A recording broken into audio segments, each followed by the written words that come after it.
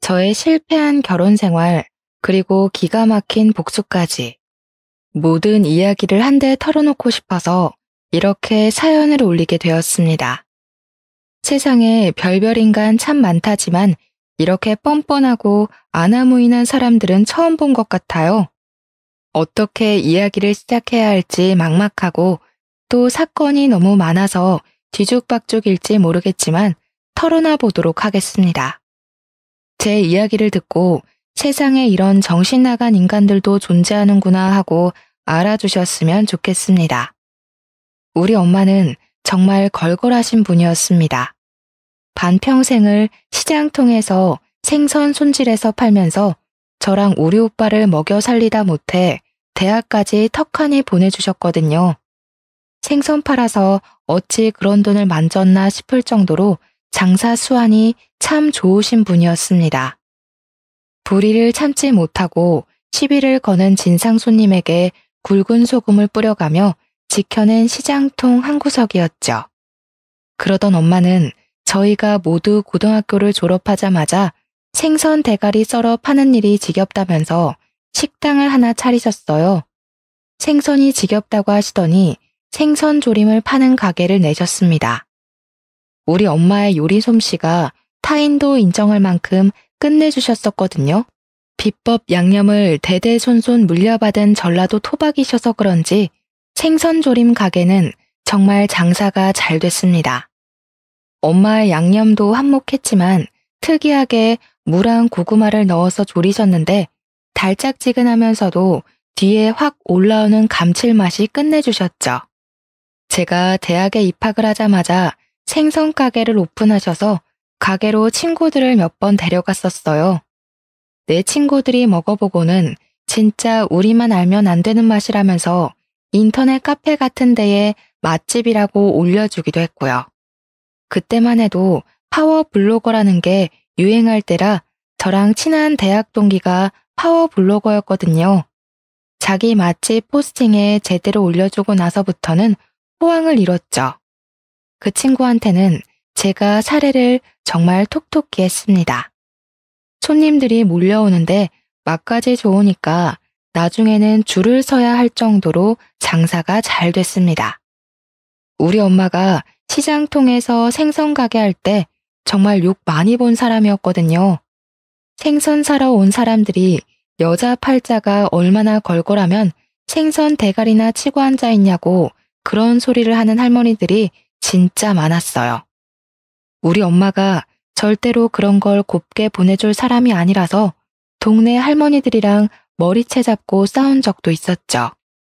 그럴 때마다 남편 잡아먹고 생선 대가리나 치고 있는 거라며 손가락질하는 사람들도 있었고요. 그런 고생을 하면서도 우리를 절대 남의 집에 보내지 않고 떵떵거리면서 살 수 있게 뒷바라지 해주신 분이죠.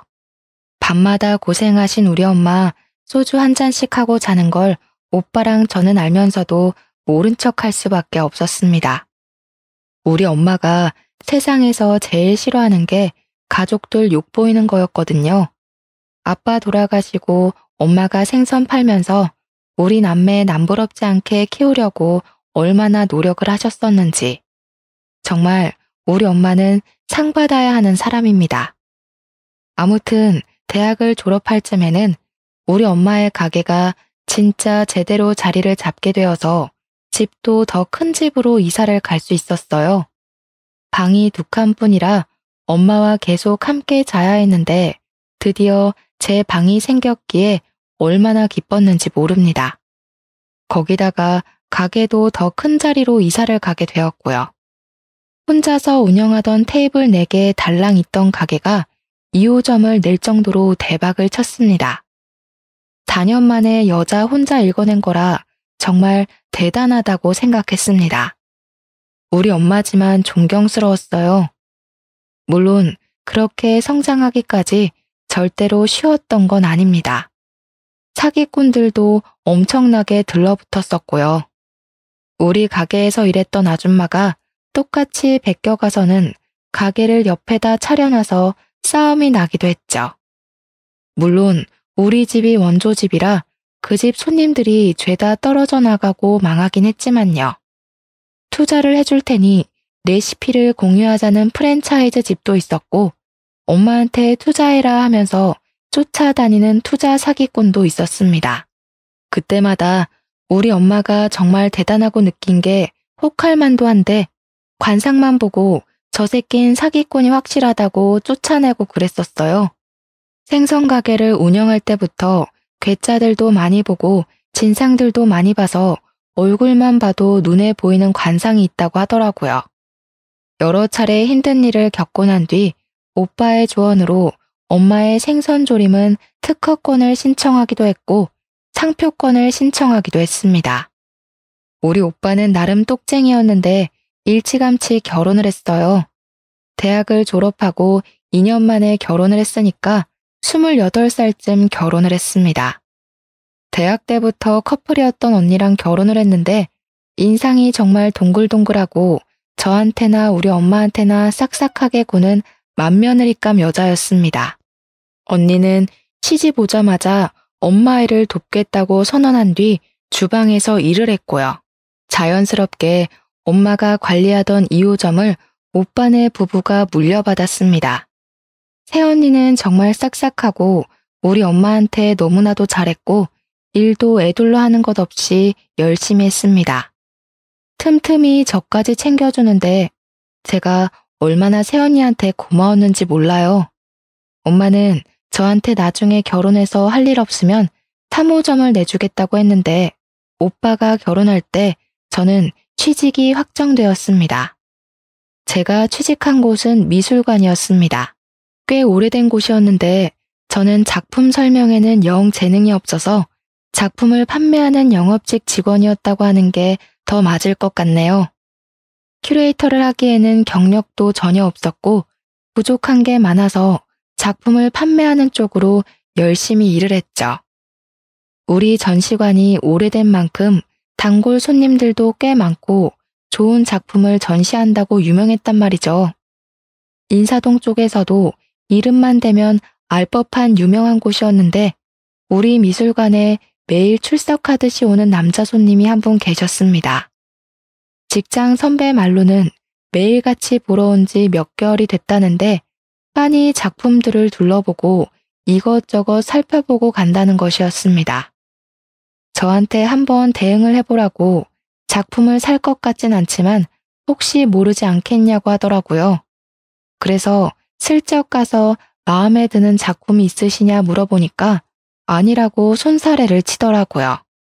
그냥 보러 온 거라고 하는데 솜에 물감이 묻어있고 오일 페인트 냄새가 옅게 나는 것 같길래 슬쩍 물어보았어요.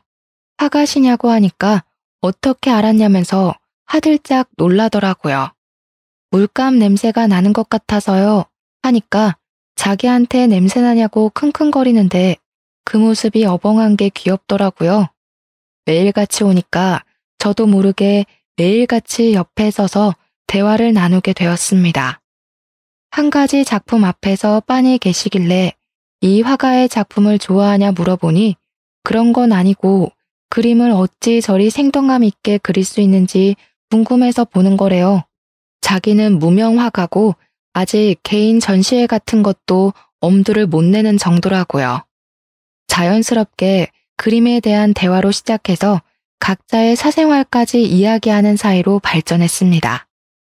그 사람과 저는 미술관에서 만나다가 근처 카페에서 못다한 이야기를 나누고 밥을 먹고 영화를 보는 사이가 되었죠. 그렇게 2년이 넘는 시간 동안 연애를 하고 제 나이 29에 프로포즈를 받게 되었습니다. 비록 자기가 버는 건 별로 없지만 미술학원 강사도 나가고 있고 고생 안 시킨다고 할 순 없지만 최대한 노력을 해보겠다고 했어요. 그 무엇보다 진정성 있는 고백이라고 느껴져서 저도 홀라당 넘어가고 말았고 결혼을 약속하게 되었습니다. 그런데 그때까지도 별말 없이 저의 연애를 지켜보던 엄마가 상견례를 하고 나서부터 은근히 싫은 티를 내더라고요. 다른 건 아니고 시모될 사람의 얼굴이 욕심이 덕지덕지 붙어 있다고 이를 크게 칠 관상이라고 했습니다. 연애하면서 시모에 대한 이야기를 많이 듣진 못했지만 예비 신랑의 소심한 성격을 생각해보면 그런 시모 밑에서 자란다는 건 상상도 못할 일이었거든요. 우리 엄마가 관상 공부를 한 것도 아니고 무당도 아니니까 그냥 에이 하고 넘어갔죠. 결혼식 날까지도 시모한테서 그런 낌새는 느끼지 못했고요. 그런데 정말 결혼식 그 이유가 문제였습니다. 우리 집이 식당을 하고 있다는 걸 시댁도 다 알고 계셨거든요. 결혼한 지 4개월쯤 지났을까? 새언니한테 전화가 오랜만에 와서 반갑게 받았는데 다짜고짜 신우 그거 알아? 하는 거예요. 뭘 알아요? 무슨 일 있어요? 하니 우리 시모가 자꾸 엄마 가게에 찾아와서 공짜로 밥을 먹고 이것저것 요구를 한다는 겁니다. 아무것도 몰랐던 저는 자세하게 이야기를 해달라고 했죠. 그러니까 일주일에 한 번씩은 꼭 찾아와서 공짜로 밥을 먹고 간다는 거예요. 그것도 혼자 찾아오는 것이 아니라 친구들을 싹 끌고 와서 비싼 갈치조림을 대짜로 시켜 먹는 것도 모자라 반찬까지 싸달라고 한다는 겁니다. 반찬? 무슨 반찬? 하고 물어보니까 글쎄 식당에 밑반찬 나오는 거 있죠? 이게 맛있네 저게 맛있네 하면서 락앤란 통을 들이민다는 거예요. 돈 한 푼 낸 적 없이 매번 그러니까 새언니가 미치겠다고 하더라고요. 우리 엄마는 사돈 어른이라 싫은 소리 한번 못하고 그냥 해달라는 대로 해주고 있었대요. 시모가 저한테 시집살이라도 시킬까 싶어서 보다 못한 새언니가 저한테 신우가 잘 좀 이야기해봐. 어머님 성격 알잖아 하더라고요. 우리 엄마가 걸걸하신 분이고 불의를 못 참는다고 하셨잖아요. 저 때문에 꾹꾹 참고 계신 거였어요. 그날 저녁에 남편을 붙잡고 이야기를 했습니다. 시모가 우리 엄마 가게 와서 공짜로 밥 먹고 가는 것도 모자라 반찬까지 싸달라고 한다더라. 친구들까지 죄다 끌고 온다더라 했어요. 일주일에 한 번 이상은 꼭 온다는데 내가 말하긴 좀 그렇고 당신이 시모한테 말 좀 잘해달라고 부탁을 했죠. 그랬더니 남편이 머리를 벅벅 긁으면서 자기가 미술한다고 돈 아끼면서 살았던 게 버릇이 돼서 그렇다는 거예요. 아니, 돈을 아끼는 걸로 제가 뭐라고 했나요? 거지처럼 공짜밥 구걸하고 다니니까 그런 거죠. 남편이 생각 없이 자기 엄마를 두둔하는 행동 또한 꼴보기가 싫었습니다. 아무리 그래도 사돈어른이 불편한 걸 알아야 하는 나이가 아닌가요? 어떻게 남의 업장에 가서 친구들까지 죄다 끌고 공짜밥을 먹고 올 수 있는 건지 이해를 하고 싶어도 할 수가 없었습니다. 저만 해도 친구 집에 빈손으로 찾아가 본 적 없는 사람이고요. 어디 가서 얻어먹는 걸 즐기는 사람도 아니었거든요. 거기다가 우리 남편이 결혼하고 몇 개월이 지난 지금까지도 월급 120만 원 꼴랑 들고 오거든요. 학원에서 정직원도 아니고 시간 강사로 일하고 있어서요. 제가 정직원으로 일하면 안 되겠냐고 했는데 본인 개인전 열고 싶어서 작품을 그려놔야 한다고 하더라고요. 작품을 그릴 시간이 필요하니까 학원에는 시간 강사로 파트타임을 나가야 한다고요. 그렇게 벌어오는 게 120만 원입니다. 제가 얼마나 속이 터지겠어요? 고생 안 시킨다고 한 적은 없지만 이건 너무하죠. 그림 그리는 가난한 사람이란 걸 알면서도 결혼하긴 했지만 그래도 저도 할 말은 해야 하잖아요. 당신이 지금까지 재료값을 어머님한테 달라고 하지 않잖아. 그러니까 어머님이 우리 집에 와서 공짜밥을 드시는데 명분이 없다는 거야. 우리 집에서 무전취식 그만했으면 좋겠어. 그랬더니 남편이 노발대발하면서 지금 우리 엄마 거지 취급하는 거냐고 하더라고요. 근데 막말로 맞는 말 아닌가요? 몇 개월 동안 무전취식했다는데 그것도 일주일에 한 번 이상은 꼭이요. 갈치조림 4인상 기본이라고 해도 15만 원은 나와요. 근데 지인 4명 이상은 꼭 끌고 간다는 겁니다. 그러면 우리 엄마가 손해보는 돈은 얼마나 많겠습니까? 남편한테 그랬죠. 당신이 한 달에 월급 버는 만큼 어머님이 우리 엄마 가게에서 식사하고 가신다고요. 그랬더니 자존심이 상한 건지 뭔지 씩씩거리면서 시모한테 전화를 걸어서는 엄마가 장모님 가게에서 거지처럼 공짜밥 먹고 반찬 달라 그랬어? 이러는 겁니다. 아니, 그렇게까지 악의적으로 말할 필요가 있나요? 애둘러서 좋게 좋게 이야기할 수도 있는 거잖아요. 남편한테 그렇게 말하면 내가 뭐가 되고 우리 엄마 입장이 얼마나 난처하겠냐고 이야기를 했더니 화를 빽 내더라고요. 네가 그랬잖아, 자존심 상하게. 너도 나 그림 못 그린다고 재능 없다고 무시하는 거 아니야? 남편이 자기 작품 전시회를 한 번도 열지 못한 것에 대한 자격지심이 있었나 봐요. 저도 몰랐죠. 그림에 그렇게 예민하게 굴 거라고 생각도 못했고요. 시모가 남편 전화를 받자마자 저를 바꿔보라고 했는지 저한테 휴대폰 딱 던져주고는 방에 들어가서 문을 쾅 닫더라고요. 무슨 사춘기 어린애도 아니고 반항을 저 따위로 하는지 이해를 할 수가 없었습니다. 물론 수습도 제 몫이었고요. 저도 이참에 할 말은 해야겠다 싶어서 솔직하게 시모한테 이야기를 했습니다.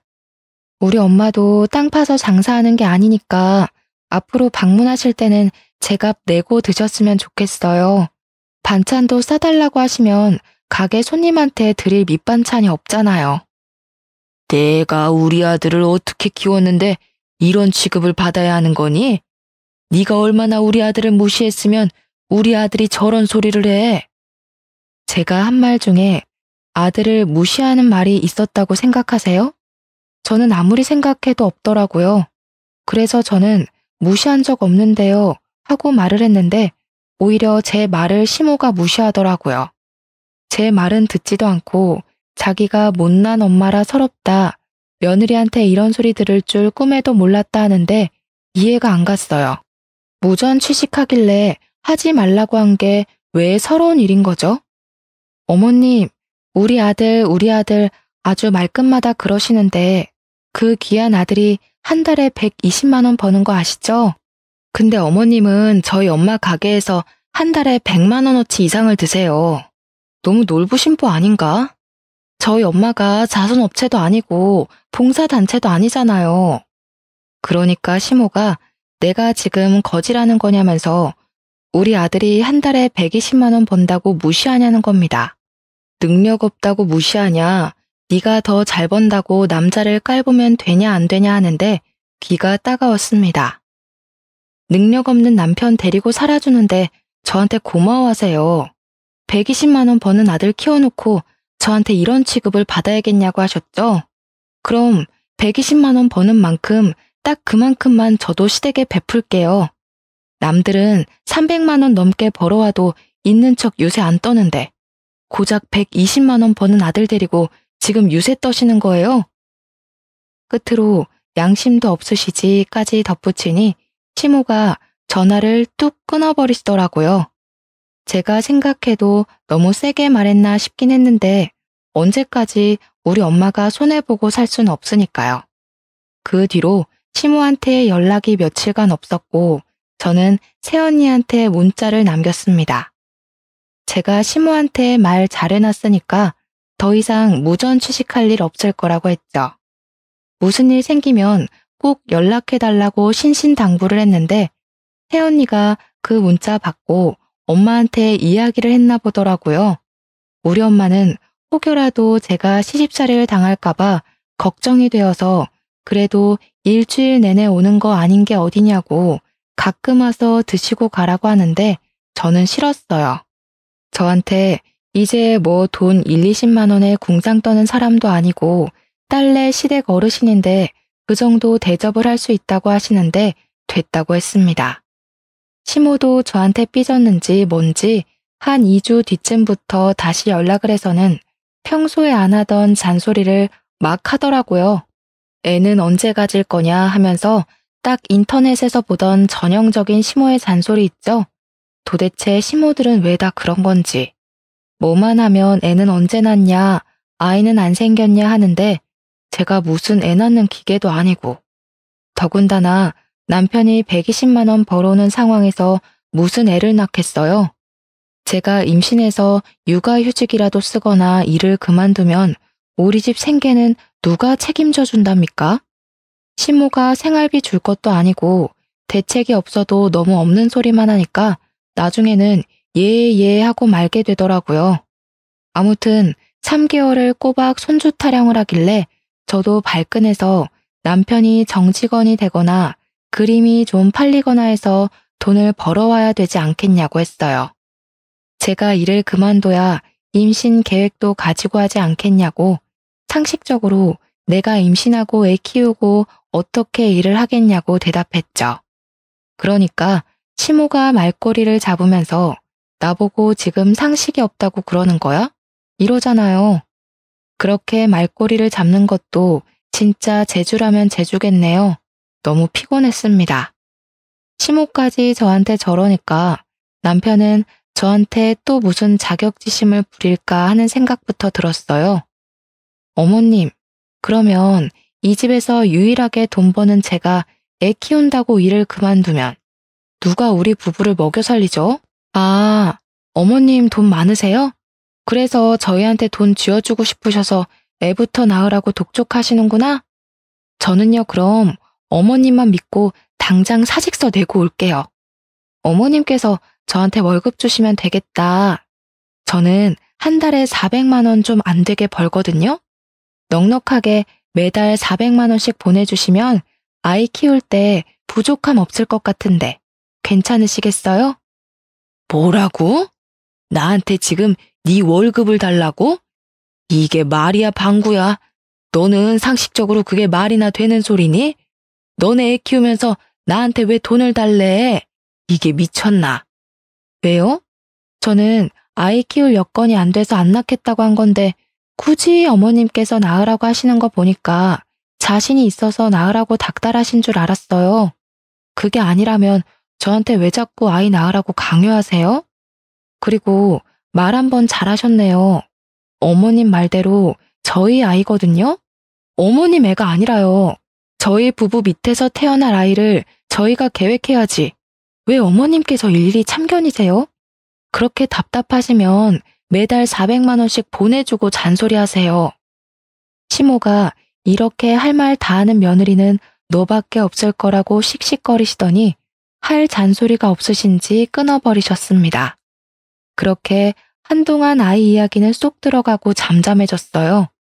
그런데 어느 날 갑자기 남편이 저한테 우리도 아이를 좀 가져보는 게 어떻겠냐고 은근히 몸을 붙여오더라고요. 그런 꼬락서니도 보기 싫고 결혼한 지 1년 만에 정이 다 털린 상태라 솔직하게 남편에게 이야기를 했습니다. 지금 우리 벌이에 애 못 키운다고요. 내가 일을 그만두면 당신이 그만큼 돈 벌어올 수 있겠냐고 이야기를 했죠. 그랬더니 남편이 집안에서 담배를 뻑뻑 피우더라고요. 담배를 피우지 않는 저에게는 너무 가혹한 행위였습니다. 저는 남편에게 아이를 가지고 싶으면 담배부터 끊으라고 이야기를 했더니 유일한 취미 생활인데 너무한 거 아니네요. 저는 남편한테 가감없이 이야기를 했어요. 너 그림 그리는 것도 내가 봤을 때는 취미나 다름없다고. 내가 미술관에서 지금 몇 년을 일했는데 그림에 힘이 있는지 없는지도 구별 못하겠냐고 했습니다. 우리 남편이 성격만큼 터치가 섬세한 화가이긴 하지만 남들 따라 그리는 건 잘해도 자기만의 색이 전혀 없는 사람이거든요. 남편이 한동안 작업실에서 나오지 않을 정도로 많은 충격을 받은 듯 했습니다. 하지만 저는 이걸 기회 삼아서 남편이 정신을 차리고 미술학원에 정직원으로 취직이나 했으면 좋겠다고 생각했어요. 그렇게 시간이 흐르고 흘러 남편의 자격지심과 시모의 잔소리를 버티며 2년이라는 시간을 보냈습니다. 남편은 그 와중에도 신인 작가전 같은 데에 공모를 넣었다가 몇 번의 실패를 겪었고 사람은 점점 피폐해지기 시작했어요. 우리 엄마는 남편을 마주칠 때마다 우리 사위 얼굴이 많이 상했다고 큰일이라고 걱정을 했어요. 얼굴이 저래서 어디 힘이나 쓰겠냐고 걱정을 하는데 저는 그저 속이 답답할 뿐이었습니다. 오죽하면 오빠가 따로 연락이 와서는 혹시 가정에 불화가 있거나 걱정이 있으면 새언니한테라도 다 털어놓으라고 하더라고요. 그러던 어느 날부턴가 남편이 다시 생기를 찾기 시작했고 저한테 꽃다발을 사준다거나 옷을 사주거나 하는 일이 잦아졌어요. 밝은 얼굴로 저한테 이제 우리 진짜로 아이도 곧 갖자 하는데 근래에 사람이 바뀌니까 저도 궁금하더라고요. 무슨 좋은 일 있냐고 물어보니까 자기가 그림으로 이제 돈 좀 만질 수 있을 것 같다고 좋은 자리가 생겨서 돈을 많이 벌어다 줄 수 있다는 겁니다. 단지 비밀 계약이라서 가족들한테 말을 할 수 없지만 믿고 기다려준 만큼 꼭 보답을 하겠다고 했어요. 그 말을 한 이후로 남편은 작업실에서 거의 살다시피 하면서 그림을 그려낸다고 했습니다. 집에서 빈둥빈둥하면서 파트타임 아르바이트만 하던 남편의 얼굴에 생기가 도는 건 좋았지만 무슨 작업실인지 궁금했죠. 그동안은 학원에서 그림을 그린다거나 집 베란다에서 그림을 그렸는데 작업실이라는 공간이 생긴 게 의문이었거든요. 그래서 남편에게 무슨 작업실을 얻은 거냐고 돈은 어디서 난 거냐고 물어보았죠. 아무리 뭐 작은 공간이면 충분하다고 해도 보증금은 꽤 큰 돈이 들어갈 테니까요.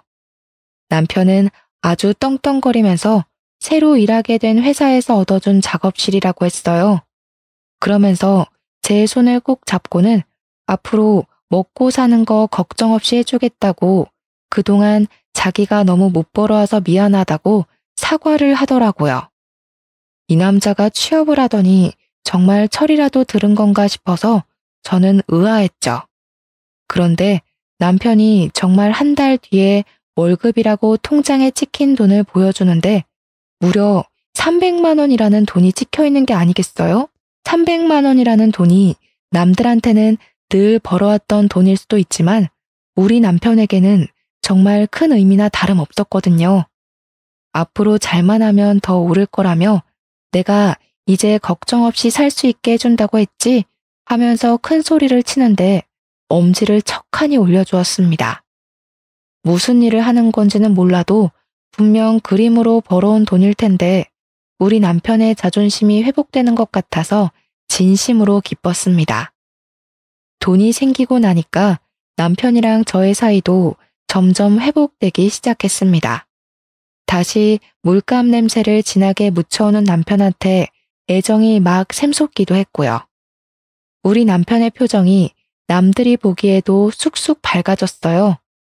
우리 엄마도 타위 얼굴이 좋아졌다고 용돈 보내준 거 잘 받았다고 무슨 돈이 있어서 보냈냐고 기특하다고 하는데 좋더라고요. 그렇게 6개월이 더 지난 어느 날 남편의 월급은 쑥쑥 올라서 저보다 더 많이 벌어오기 시작했습니다. 당연히 부부금술도 좋아지고 이렇게 햇볕이 짱짱하게 드는구나 싶었던 어느 날 새언니에게 오랜만에 연락이 왔어요. 오랜만에 무슨 일이에요 하니까 새언니가 호들갑을 떨면서 신우 혹시 임신했냐고 물어보는 거예요. 간밤에 꿈을 꿨는데 태몽을 꾼 것 같다면서 꿈 이야기를 한창 늘어놓더라고요. 용 한 마리가 자기 손에 떡하니 올라탔는데 갑자기 맞은편에 있던 제 뱃속으로 뚝 들어가더라고요.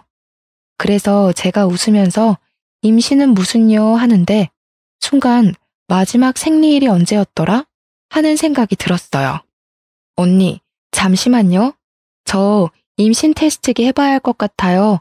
하고 전화를 끊고 약국으로 달려가서 임신 테스트기를 샀습니다. 아침 첫 소변으로 해야 정확하다는 걸 알고 있었지만 마음이 급해서 화장실에 가서 그냥 테스트를 했어요. 누가 봐도 선명하게 두 줄이 떡하니 뜨는 게 아니겠어요? 너무 놀라서 화장실에서 소리를 꽥 질렀죠. 새언니한테 사진을 보내니까 바로 전화 와서는 빨리 병원부터 가보라고 하더라고요. 주섬주섬 옷을 챙겨 입고 집 근처에 있는 산부인과에 가서 검사를 하니까 글쎄 임신 6주 차라고 하더라고요. 다음 주에 오시면 심장 소리도 들을 수 있다고 남편분이랑 같이 오라고 하는데 초음파 사진을 손에 쥐고 있는데도 믿기지가 않았어요. 너무너무 신이 나서 남편이 집에 오자마자 초음파 사진을 보여주면서 나 임신했어 하고 이야기를 하니까 남편이 입을 턱 틀어막더라고요. 너무 감동이라고 드디어 우리에게도 새 생명이 찾아왔다고 한참을 어쩔 줄 몰라 하더니 시모한테 바로 전화를 하더라고요. 다음날 출근해서 직장에 이야기를 하고 저는 정직원에서 파트타임으로 일을 하기로 했어요. 월급은 확 줄긴 했지만 퇴교할 시간도 늘어나고 대표님께서 언제든지 정직원으로 복귀를 시켜주시겠다고 약속까지 걸어주셨습니다. 남편은 그달에 정말 열심히 일을 했다면서 우리 아이를 부족함 없이 키우자고 월급을 500만 원을 들고 왔습니다. 드디어 우리 가족에게도 꽃길만 밟게 길이 열렸구나 하면서 행복해하고 있었죠. 우리 엄마는 벌써부터 몸조리 잘해야 된다고 청담동에 있는 산후조리원을 보내주겠다고 설레발을 치고 있었습니다. 그렇게 태교에 집중하던 어느 날 뱃속의 아이의 옷은 파란색으로 준비하라는 말을 듣고 아들이라는 것을 알게 되었습니다. 당연히 우리 시모는 저에게 복덩이라며 난리가 났고요. 그러다 제가 임신 6개월쯤 되었을 때 새언니에게 연락이 왔는데 영 목소리가 좋지 않더라고요. 언니, 무슨 일 있어요? 하니까 오빠가 저한테 이야기를 하지 말랬다고 하면서 고민을 하더니 이야기를 털어놓기 시작했습니다. 우리 시모가 어느 날부터 엄마 가게를 찾아가서는 분점자리 하나 내달라고 떼를 쓴다는 이야기였어요. 우리 엄마가 주방에서 일하던 사람이 뒤통수를 치고 옆자리에 가게를 낸 이후에 절대로 양념은 새언니와 오빠 그리고 엄마 셋이서만 만들거든요. 근데 그 비법을 알려달라고 떼를 쓰면서 3호점을 내게 해달라고 난리를 친다는 겁니다. 자기가 누군지 아냐고 가족으로 묶인 사람인데 설마 뒤통수를 치겠냐면서 당당하게 요구를 한대요. 새언니한테 미안하다고 내가 시모랑 이야기를 해보겠다고 하니까 나한테 알리지 말라고 했다면서 그냥 알고만 있으래요. 제가 알게 된 거 알면 엄마고 오빠고 분명 화낼 거라면서 태교만 하라고 하길래 언니 입장도 있으니까 알겠다고 했죠. 근데 시모가 진짜 엄마 가게에서 거의 드러눕다시피 했나 보더라고요. 결국 엄마 가게에서 일을 하게 되었다는 소식을 듣게 되었어요. 그 소식을 듣고 임신 8개월 만삭인데도 무거운 몸을 이끌고 엄마 가게에 일부러 찾아갔거든요. 시모가 떡하니 있더라고요. 제가 모르는 척하면서 어머님이 여기 왜 계시냐고 하니까 몸도 무거운데 여기까지 왔냐고 나 여기 취직한 지 한 달 됐어 하는 겁니다. 근데 우리 엄마 표정이 영 좋지 않아서 저도 그냥 왜 많고 많은 가게 중에 우리 엄마 가게에 취직을 했냐고 물어봤죠. 그러니까 비법 전수 좀 받아서 나도 가게 내려고 그러지 이러지 않겠습니까? 너무 뻔뻔하죠? 근데 우리 엄마는 제가 혹시라도 미움받을까봐 아무 말도 못하고 한숨만 쉬고 있더라고요. 제가 인상을 살짝 찌푸리니까 시모가 질에 찔렸는지 내가 뭐 양념 비법이라도 훔칠까봐 그러니? 하면서 예민하게 반응하더라고요. 근데 우리 엄마도 일하라고 한 마당에 제가 뭐라고 할 수 있겠나요? 그냥 웃고 말았는데 엄마가 시킨 설거지나 서빙에는 관심도 없고 내내 주방만 기웃기웃하고 있더라고요. 그런 행동이 오히려 더 수상하게 보였습니다. 시간이 몇 주 더 흐르고 예정일보다 조금 이르게 아이를 출산했고 산후조리원에서 푹 쉬다가 집으로 돌아왔는데 그때부터 남편이 조금 이상한 행동을 하기 시작했어요. 저랑 아이한테는 아예 신경도 쓰지 않고 하루 종일 휴대폰을 보면서 안절부절 못하고 있다가 작업실로 쏙 가더라고요. 마치 무언가에 쫓기는 사람처럼 보였는데 저는 육아를 하나도 도와주지 않는 남편의 모습에 무척이나 서운했죠. 그래서 남편한테 하루는 너무 아이한테 관심이 없는 거 아니냐고 애기도 좀 안아주고 목욕도 시켜주고 하라고 했어요.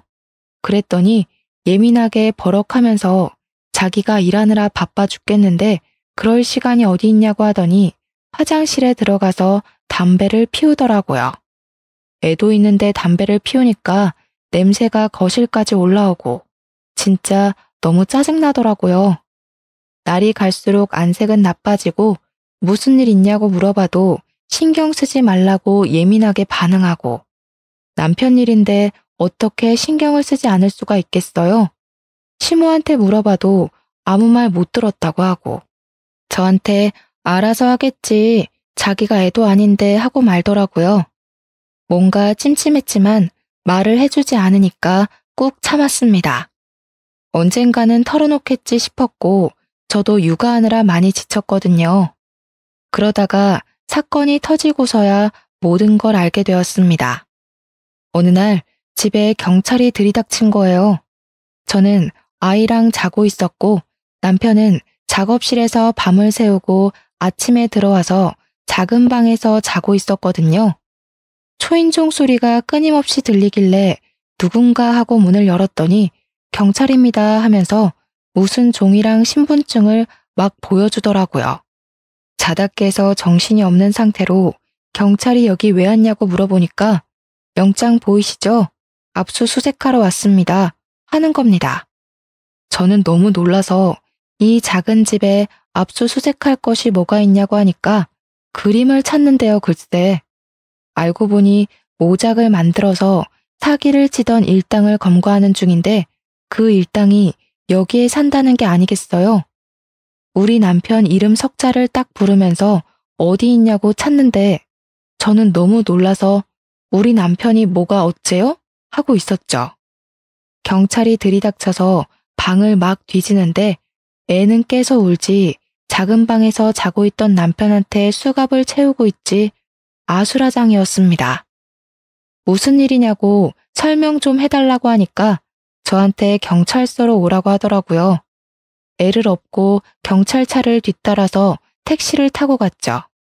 경찰이 하는 말이 우리 남편이 그동안 미술작품 위작을 만들어서 팔았다는 겁니다. 자기가 남의 그림을 따라 그려서 그 사람 작품인 것 마냥 사기를 쳤고 그 일당이 죄다 검거가 됐다는 거예요. 우리 남편이 벌어온 돈이 그동안 다 사기를 치고 일당을 받아왔던 거였죠.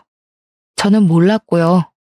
안 그래도 참고인 조사가 필요했다면서 저한테 정말 몰랐냐고 물어보는데 저는 너무 충격적이라 멍해졌어요. 이미 한 번 걸려서 벌금을 낸 전과도 있는데 몰랐냐고 이번이 두 번째라서 무조건 입건될 거라는 겁니다. 내 남편이 범죄자라니 이 사실을 누가 믿겠어요? 이게 꿈인가 싶기도 했습니다. 놀래서 시모한테 전화를 했는데 아침 대바람부터 전화했다고 성질을 내시더라고요. 경찰서라고 남편이 지금 입건됐다고 빨리 오시라고 했더니 시모가 그거 벌금 다 냈다고 하던데 하는 게 아니겠어요? 시모는 알고 있었던 거죠. 그래서 두 번째 걸린 거래요 했더니 친정에다가 돈 빌려서 보석금 내고 풀면 돼 하는 겁니다. 사기친 금액만큼 돌려주면 되는 거 아니냐고. 그래서 경찰에 물어보니까 이번에는 벌금으로 안 끝날 거라고 무조건 구속 수감될 거라는 거예요. 벌금이 얼마예요? 하니까 지난번에 2천만 원 냈으니까 이번에는 더 많이 나오겠죠? 하더라고요. 아니, 그동안 벌었던 돈은 다 저한테 줬는데 2천만 원이 어디서 나서 벌금을 냈나 싶더라고요. 남편한테 물어보니까 글쎄 우리 엄마한테 돈을 빌렸다는 겁니다. 그 와중에 새언니한테 연락이 오더니 큰일 났다고 3호점을 낸 적이 없는데 떡하니 3호점 간판을 달고 장사하는 집이 생겼다는 겁니다. 순간 불길한 느낌이 팍 들었는데 새언니가 그러더라고요. 친훈의 시어머니가 차렸나 봐 하고요. 우리 엄마네 가게에서 일하고 있었잖아요. 하니까 3개월도 채 안 돼서 그만두고 나갔대요. 자꾸 엄마네 가게에 오는 손님들이 3호점은 이 맛이 아니던데 체인점 관리 좀 하라고 잔소리를 해서 알아보니까 3호점 간판 달고 운영하는 곳이 있더래요. 찾아가 보니 우리 시모가 떡하니 손님 맞이하고 있더라면서. 양념 소스 비법은 훔치진 못했지만 대충 비슷하게 만들어서 팔고 있었던 거죠. 그제야 인터넷에 검색을 해보니까 블로그 같은 데에 3호점이 오픈을 했던데 맛이 아예 다르다고 여러 개 글이 올라와 있더래요. 댓글에도 3호점은 따라 만든 가짜 같죠? 하는 글들이 올라와 있었고요. 그래놓고 뻔뻔하게 제 전화를 받아서 벌금 내면 된다고 이야기를 하고 있었다는 거잖아요. 다시 시모한테 전화를 걸어서 다짜고짜 혹시 3호점 간판 달고 장사하시냐고 따져 물었어요. 그러니까 자기가 곁눈질로 배운 솜씨로 차렸다면서 당당하게 이야기를 하는 겁니다. 우리 가게에 상표권이 다 등록되어 있는데 말도 없이 3호점을 오픈하는 게 맞냐고 이거 소송감이라고 이야기를 하니까 도리어 저한테 화를 내더라고요. 가족끼리 무슨 소송이라는 말을 하냐고. 우리 아들 미술 시키느라 돈이 얼마나 나갔는데 이런 거 하나 못 나누냐고 하더라고요. 재료값이라도 뽕 뽑으려면 장사를 해서 돈이라도 벌어야지 비법을 다른 가게에 팔지 않은 걸 감사하게 여기래요. 자기한테 비법 팔으라고 연락 온 사람이 한둘이 아니라면서 저한테 제대로 된 비법을 알려주면 3호점 잘 운영해 보겠다는 겁니다. 글쎄. 제가 너무 어이가 없어서 경찰서에서 더 이상 할 수 있는 게 없어서 엄마 가게로 찾아갔어요. 엄마가 당황해하면서 무슨 일로 왔냐고 하는데 그 눈빛만 봐도 무슨 말이 하고 싶은 건지 알겠더라고요. 우리 시모가 정신 나간 짓 한 거 알고 찾아온 거예요. 꾹꾹 참지 말고 상표권 소송해요, 우리. 엄마가 놀래서 무슨 소송이냐고 그럴 필요 없다고 하는데 가족이라도 해야 할 짓이 있고 하면 안 되는 짓이 있는 거라고 했죠.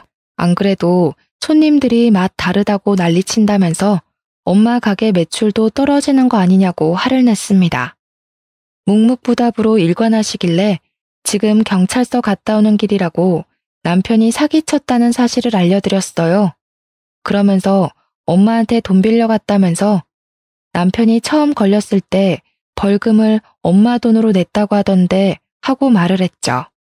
그거 갚을 수 있을지 없을지도 모르는 마당에 그 큰 돈을 왜 빌려줬냐고 핀잔 섞인 투정을 부리고 있었는데 엄마가 그러시는 거예요.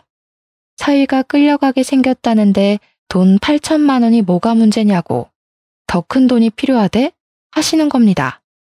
8천만 원? 벌금 분명 2천만 원이라고 했는데 웬 8천만 원?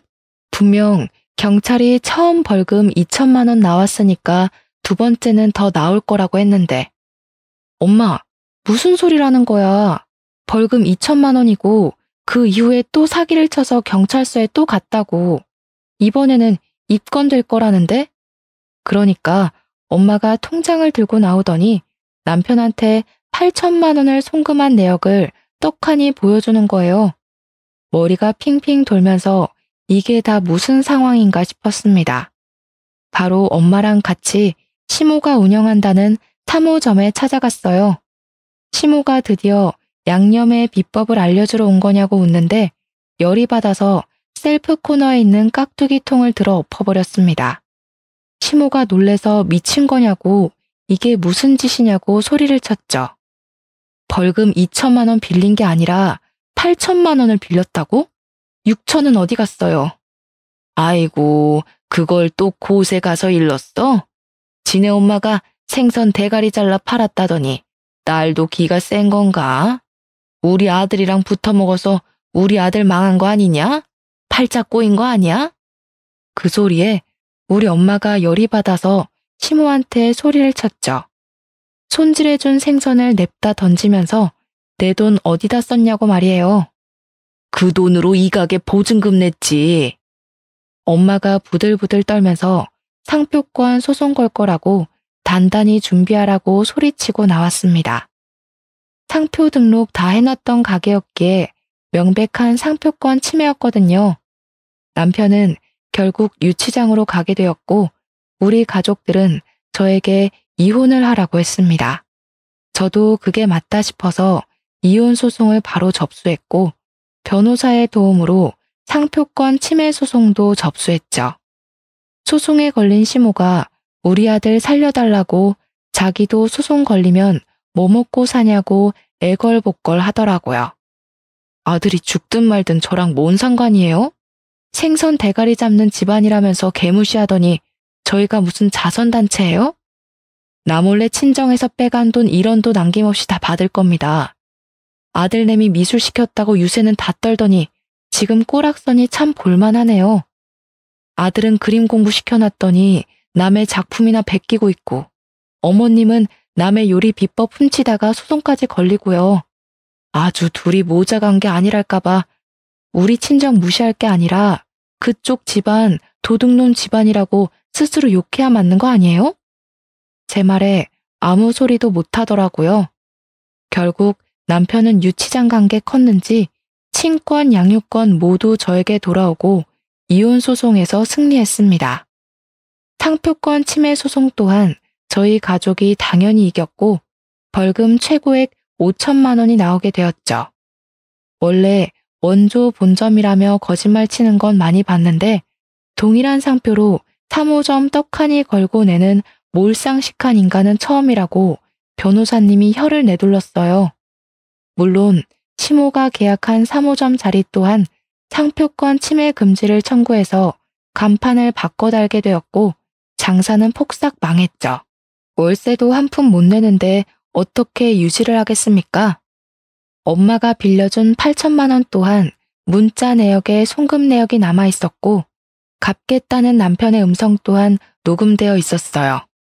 엄마가 사기나 투자 권유를 많이 받았기에 일일이 통화를 녹음하는 버릇이 있었거든요.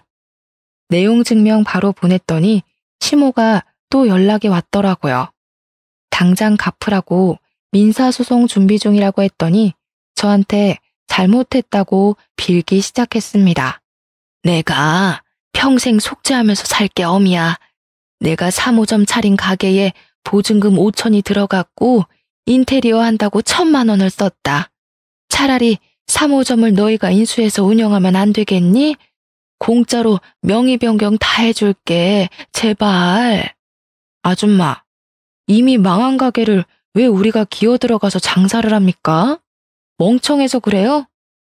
못 들은 걸로 할 테니까 정해놓은 시일 내에 8천만 원 갚으세요. 아니면 압류 들어갑니다. 겁을 먹은 건지 민사까지 갔으면 꽤 긴 시간이 소요됐을 텐데 시모가 바로 살고 있던 빌라 정리해서 8천만 원을 보냈더라고요. 그 돈 다 엄마 드리고 지금은 친정에서 엄마랑 같이 살면서 아이를 보고 있습니다. 오빠네 부부가 육아도 도와주고 엄마도 저 우울해하지 않도록 옆을 지켜주셔서 너무나도 든든해요. 남편은 징역 8개월이 나왔고 출소하자마자 우리 집이랑 가게 옆에서 청승을 떨면서 한 번만 용서해달라고 다시 같이 살자고 애걸복걸했어요. 당연히 저는 바로 경찰을 불렀고 경찰에 끌려가는 와중에도 저에게 미련을 떠는 모습을 보면서 저는 치를 떨었습니다. 접근 금지 신청을 해놓긴 했지만 불안해서 조만간 이사도 갈 예정이랍니다. 세상에 정말 별별 인간들 다 있죠? 제 인생에 아주 큰 액땜을 했으니 남은 인생은 평탄하리라 믿어보려고 합니다. 아이와 함께 헤쳐나갈 제 인생이 꽃길이 가득하길 청취자 여러분도 같이 응원해주세요.